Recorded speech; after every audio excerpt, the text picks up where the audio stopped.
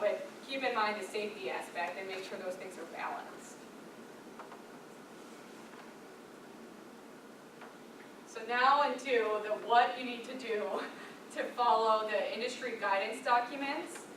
And if this is completely in line, and we've worked with Wisconsin Department of Health Services and Department of Safety and Professional Services on these principles, and have seen folks in the reactive case when they have had a Legionnaire's disease outbreak, so 2 or more cases make an outbreak, or maybe they had 1 case, and the first thing they do is say, show me your water management program. Do you have a team? Do you have goals? How does your building flow throughout the system? What does your risk assessment look like? What are your limits, and what do you do if the data is out of range? And then how do you verify that plan is being implemented as designed? And one of you, I'm trying to recall, somebody rattled off verification today. I was very impressed, the exact definition. And then validation. How do I know that my program is effective? Any questions with this process? It may seem simple, and it is called out in all 3 standards, as well as the VHA directive, Veteran Health Administration, the World Health Organization. It's the same exact principles from food safety. It's proven to work. So this is a proven process, the technical consensus. This is what you should do to meet the CMS requirements. Now this graphic here, where is that taken out of? Is that from the CDC toolkit? That's a great question over here. ANSI ASHRAE 188. Yeah, it's our own version of it, but it's the same principles. So it's a modified version. I think it's page 7, where you've got it's a page with all boxes. If somebody were to find this and they're saying, yes, okay, we need to have a water management program, could they take it upon themselves to do this, or would you recommend that they maybe get a consultant at first? Yeah, that's a great question. And so should I repeat questions, by the way, for the camera, so you can hear it? Okay. Okay, so Javier's question was, if someone wants to have a water management program, can they do it in-house, or do they need to hire an outside consultant? That's the beauty of CMS and ASHRAE. They give you the option. It is 100% the water management team's decision if they want to do it in-house. Like, you can do it with your water treatment vendor. You can do it with whoever you'd like, but the most important thing is checking all these boxes. So if you have a person dedicated to this process, and we've seen it as a full-time position, to manage this water management team within an organization, that's gathering the team together, scheduling the meetings, putting together the goal, working with the team on the goals, putting these diagrams. These are not plumbing diagrams. We'll talk about that. You can definitely do it in-house. It's obviously going to be the most cost-effective way. But what can be beneficial, what we'll talk about at the end with documentation, is what can be a conflict of interest is when you have the same person providing your chemicals and water treatment, telling you that, yep, your system looks really good. Pass with flying colors. You've got the chicken watching or the hen watching the coop. I don't know why you guys always get fox watching the coop. Okay, that's it. The fox watching the hen house. Fox, yeah. So that's the question you have to discuss as your man. I butchered that. Thank you. Well, good. You guys can of course teach me that later. But fox watching the hen house. Is that right? Fox watching the hen house. Giving yourself a grade. Of course they're going to give an A. They want you to look good. They want themselves to look good, right? So that's where a benefit of having a third party can come into play, but I'll tell you it's not required, so that's an option. So are consultants such as yourselves, are you working at all with architectural engineering teams that are actually in the design phase of LEED rated facilities? Yeah, I'm so glad you asked that. That's a great question. And so if Phygenics or other consultants like Phygenics work on the design, the architects and engineering, because of how Section 8 in ASHRAE 188 talks about conditions and water management programs before beneficial occupancy, yes, we are. Typically, and do you have a question on how or? No, I was just curious if you're working at the front end instead of the back end. Yep, yeah. And are you familiar with maybe ICRA policies for air? No? Anyone from ICRA? Infection control risk assessment? So these policies and procedures have been advanced for, or developed for air, about a decade or decades ago. And so essentially what we're finding is that teams might apply the same principles as air to water and have their own separate, design standards. And we would, partner with facilities to help them iron those things out so it gets set up correctly as a program from when, the first water hookup is installed. That's a great question. Any others so far? Okay. So now I'll be walking you through these 7 principles. So has anyone seen this anti-asteroid 188 before? Maybe heard about it? Or CDC toolkit? Okay. So this is pointing to directly in CMS. What you need to know is that it follows those same principles. It tells you what to do, exactly what to do. And it's the document that in the court of law, if someone, whether it's the public health department or a lawyer were to say, my client or this person got Legionnaires' disease from your facility, that document it's called the Technical Consensus Standard. It's the minimum requirements. It's not best practice. This is the minimum of what you need to do. So now on so CMS, like I mentioned, calls out Asteroid 188 CDC toolkit. CDC toolkit, with no visual here, but it tells you how to do it.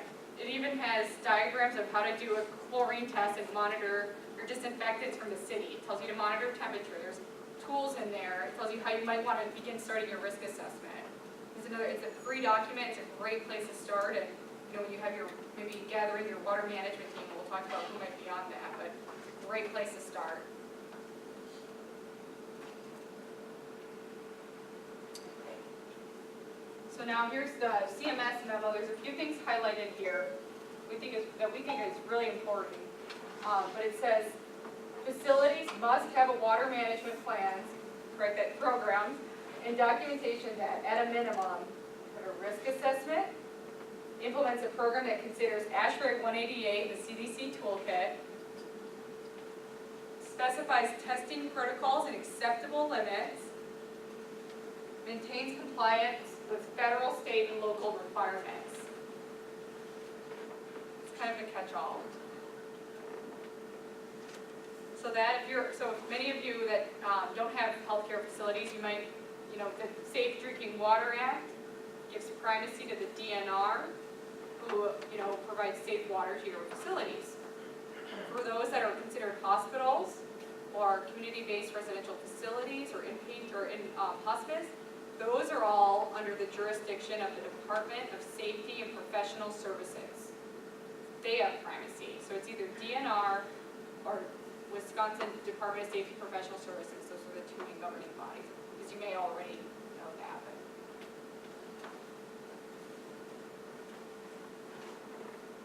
Okay. So like I said, I promise you I'm not making this up. These principles and these procedures, it's come from the World Health Organization. They use all these terms: team, flow diagrams, system analysis, all the principles. Like I said, the Veteran Health Administration, they've got a directive, it came out in 2014, it's called 1061. They do mandate testing. 10 hot, 10 cold, inpatient facilities, no questions, quarterly. They've got lots of parameters that they ask you to monitor too. American Society of Heating, Refrigeration, and Air Conditioning, ASHRAE. All in line, they're all agreeing. Just like food safety, water has the same safety principles. It all started from that HACCP, Hazard Analysis Critical Control Point. So that's why at a restaurant, if you get food poisoning, and I did it, there's a couple holidays ago, I got food poisoning from a restaurant, and it was actually my coworker and I had a coaching lunch, and we realized, gosh, we had chicken. Maybe they weren't following their plan. It's kind of, when you start to implement these principles and, other things of your operations, it sometimes can be so simple as, was the chicken not 165 degrees when they took it out of the oven, when they served it to me?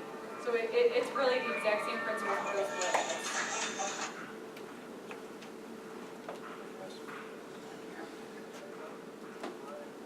So it's 10:40, okay.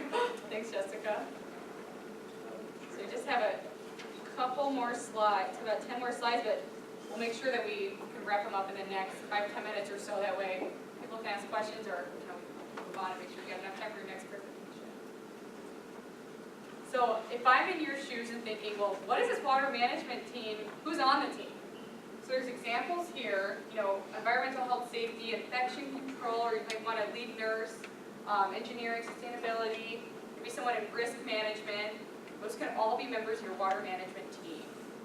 But typically, at a minimum, we see facilities, operations or maintenance, maybe the supervisor, manager, and or director or VP, infection prevention or control, and environmental services. They may play a role with assisting with some of your patient rooms or assisted living rooms that are flushing efforts. That's one of your control measures. So next we have a water process flow diagram. So per ASHRAE 188, you must have a schematic and a written description. You need both. And so if thinking about your as-built, your life safety drawings, or your plans, that is not your process flow. Not everyone in the water management team, including those folks I just described, can easily understand those diagrams. So the purpose of these, and you'll find we're going to take you through these steps, the purpose of the flow diagram is to conduct your risk assessment. So the flow diagram has identified how the water, a basic schematic of how the water flows throughout the building and written, and where the patient care areas or where the areas are in the facility. So where your jail cells are, where those showers are located, where the ice machines are, all those points of risk.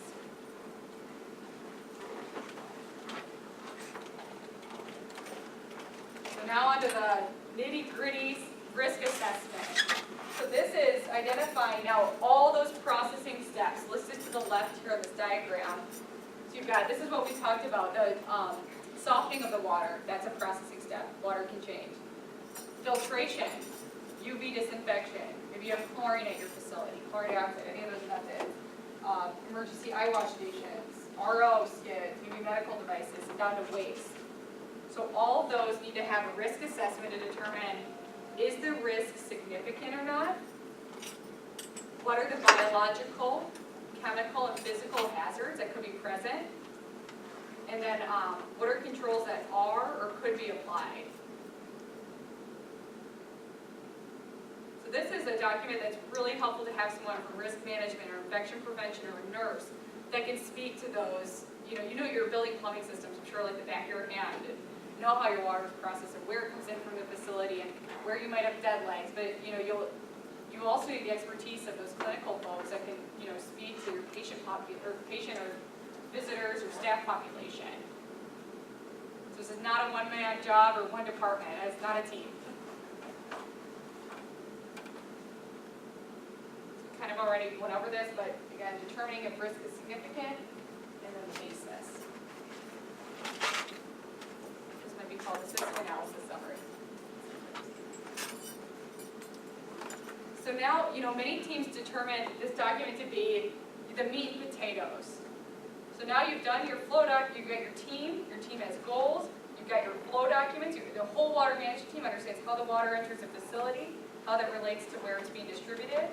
Now you're looking at where control must be applied to keep the system safe.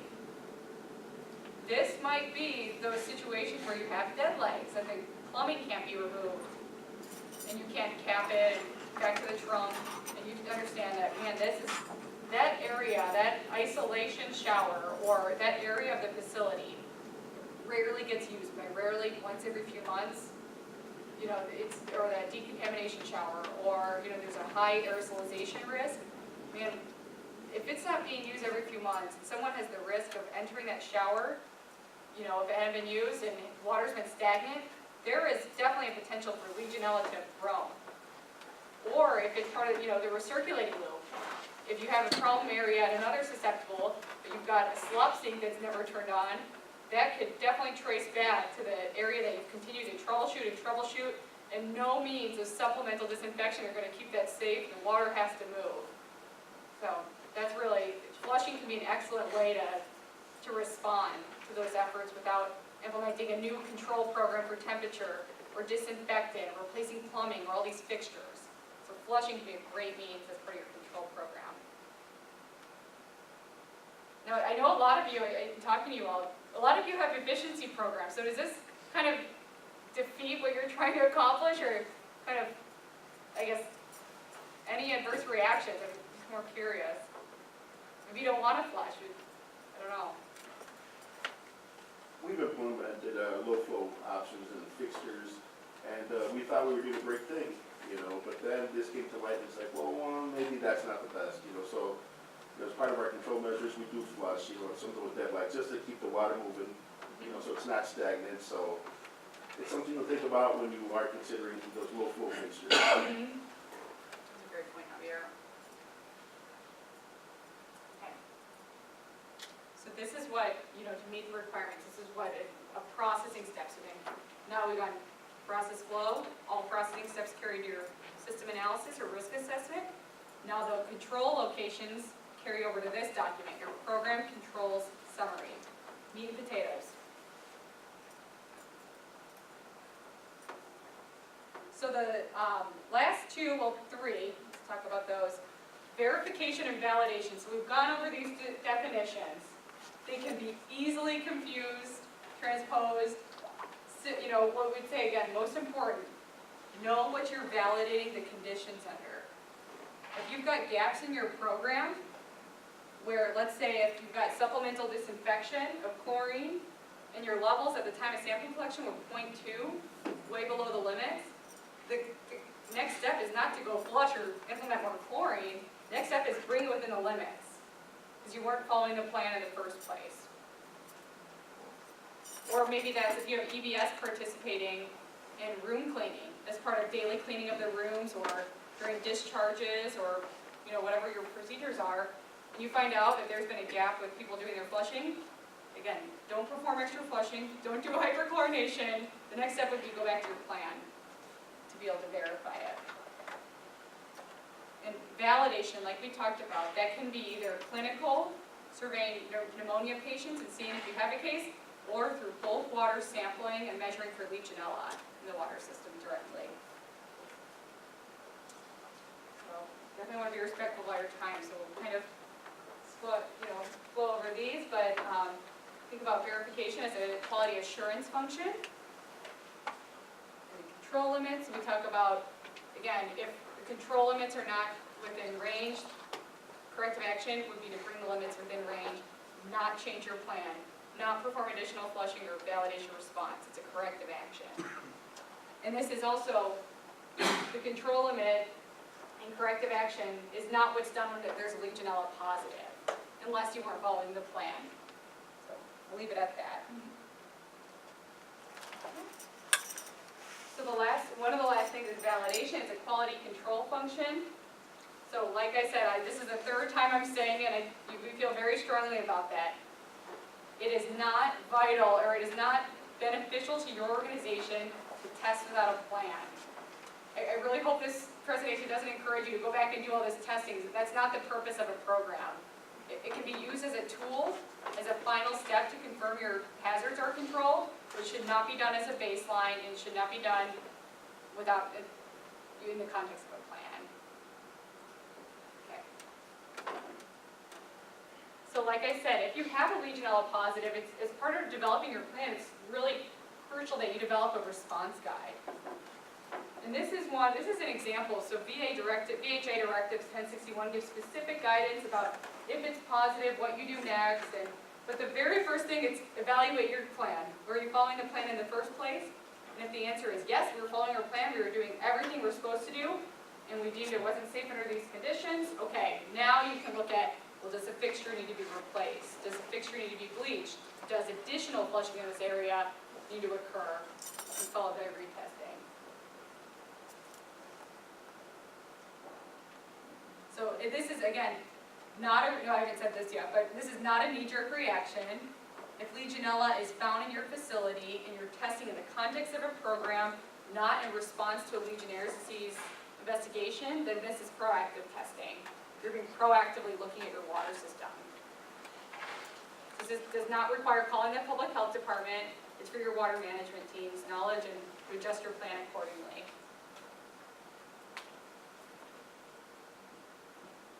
Yep, okay, just want to double check. So documentation, how many of you hear the phrase, if it wasn't documented, it wasn't done? Does that sound familiar? Maybe any of you? So same for, within a water management program. So there's tools out there that can help you document. Then there's also paper logs, and it's up to the water management team to determine the appropriate procedures and, methods for documentation. But, that's what, again, to be most defensible, follow CMS requirements, follow the minimum requirements for preventing Legionnaire's disease. It's following the 7 principles and continuously documenting. So that's all I had to cover. Are there any questions or comments? Hopefully you all learned something that you didn't know before. Yes, go ahead. Is it possible to have your PowerPoint sent to Javier for district for us to have? Yeah, I think it should be a problem.